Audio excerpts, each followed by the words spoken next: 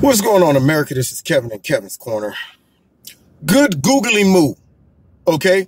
Some of y'all aren't old enough to remember that. Maybe just based off of your geographical location, y'all didn't say that growing up. But my parents would get upset and they would say, good Googly Moo. Well, that's how I feel right now. Good Googly Moo. I was watching Mark Dice and he was showing some clips from MSNBC. And of course, CNN, all these fake networks, and you know, the same ones that run around talking about we're not fake news and Donald Trump is declaring war on us and saying that the news is the enemy of the people, which he said the fake news is. And I have to agree with him when I see people on the show saying things like this. Some black dude on there that looked like Eric Benet was talking about some, he's the king of birtherism. You know, he has a long resume of racism. Not just as a politician, but as a person. And he says he's the king of birtherism. Of course, he's referring to that there were some questions about President Obama's birth certificate, which, to be honest with you, you know, I did see something, a sheriff did an in-depth research on that.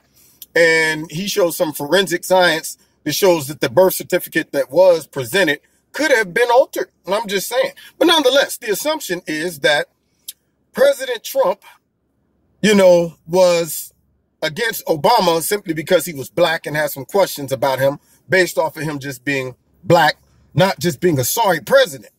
But nonetheless, he talked about birtherism. Then he talked about he constantly attacks the NFL. In what context is he attacking them? See, this is where hyperbole becomes a factor. When you just infer that he's attacking the NFL simply because some of the protesters are black and they're protesting police brutality. They never put the context in that he's attacking the NFL for kneeling against the American flag and the anthem. It has nothing to do with the fact that they're black or they're protesting about police brutality. I am against police brutality in any form or fashion.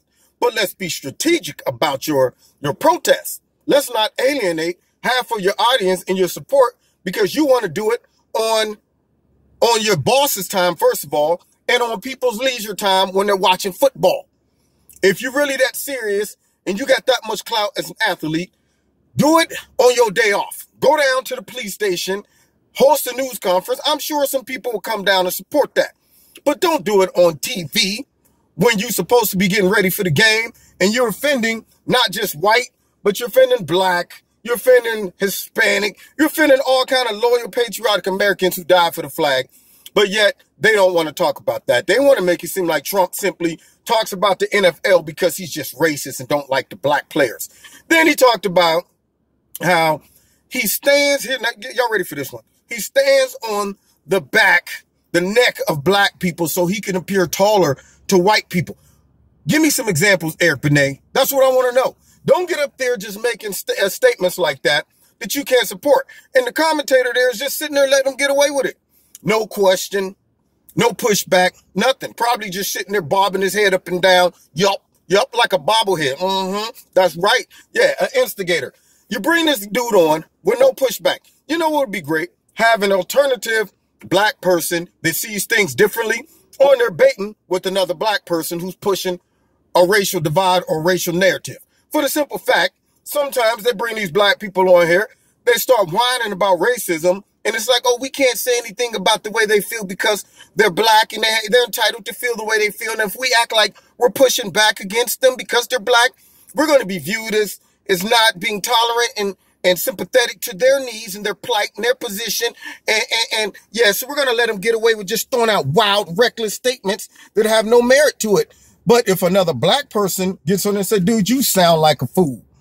Let's break this down and let's put it in context. Then nobody can say it's all about racial pushback. No, it's just two black people that have two different views, but they don't want that. That's why they brought him on to spew out all this garbage. But he talks about how Trump is standing on the necks of black people so that he can appear taller to white people. And I'm thinking, how? Give me an example.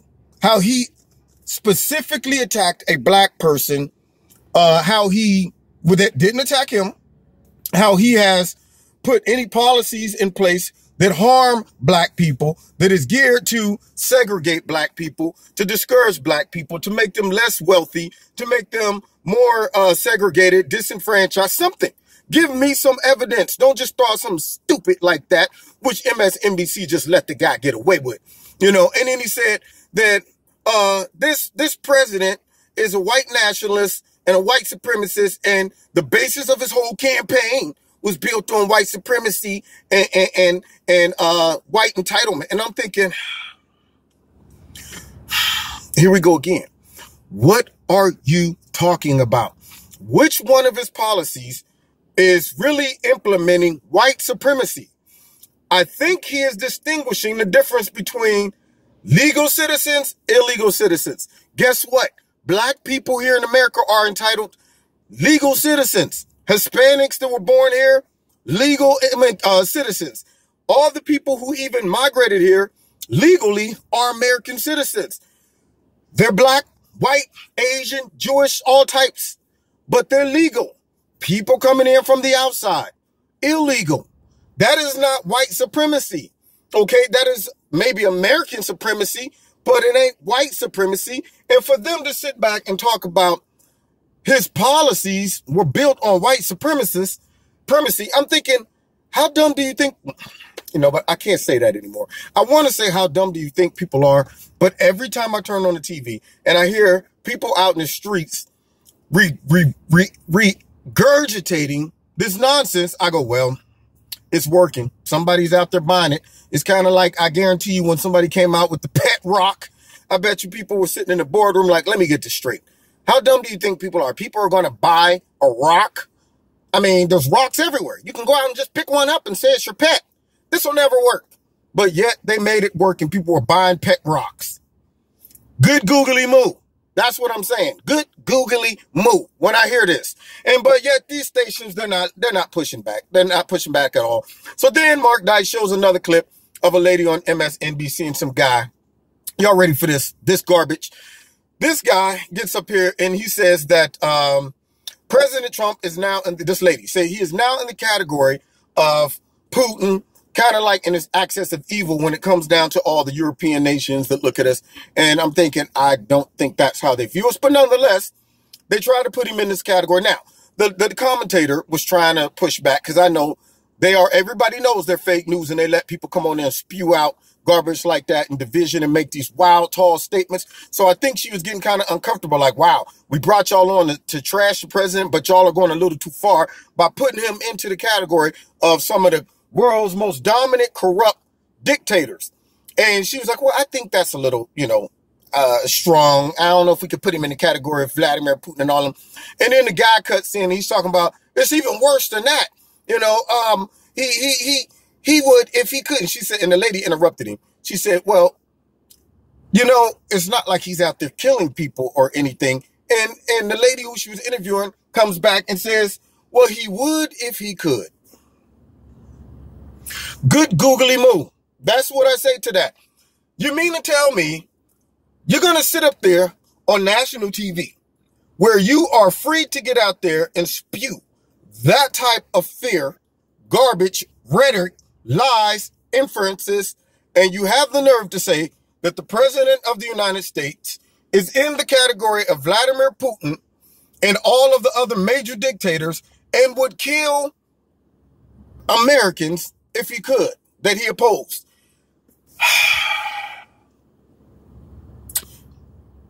I don't have words for that. That's why I use the word good Googly Moo. It's not a real word. When you run out of words to say because of dumb stuff like that, all I can do is say good Googly Moo. Where are you getting this type of stuff? And why are you letting these people come on your TV show talking about the president would kill Americans if he could? You know what? I tell you, if I had a giant sock, I would put it right in that lady's mouth. And MSNBC, CNN, and any of those stations that just despise the president, they should be shaming themselves by sitting back allowing people to come on their station and spew out that type of garbage, okay? So from now on, when they put people on there and they start talking, instead of bleeping it out when they say stupid stuff, they should just have me a button that they just push and hear me just say, good Googly Moo. Right when they say it. Yeah, and the president wants to kill Googly Moo.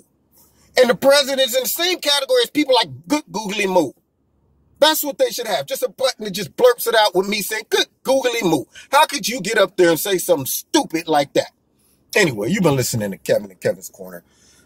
I got a feeling it's going to get worse before it gets better because they're fearing the 2018 elections and they definitely are fearing 2020. So they're ramping up the rhetoric, coming up with stupid statements like that.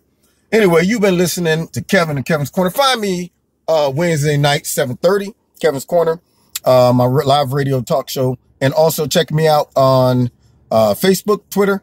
And we will see you next time in Kevin's Corner. Good Googly Moo. God bless you. Find you next time in Kevin's Corner.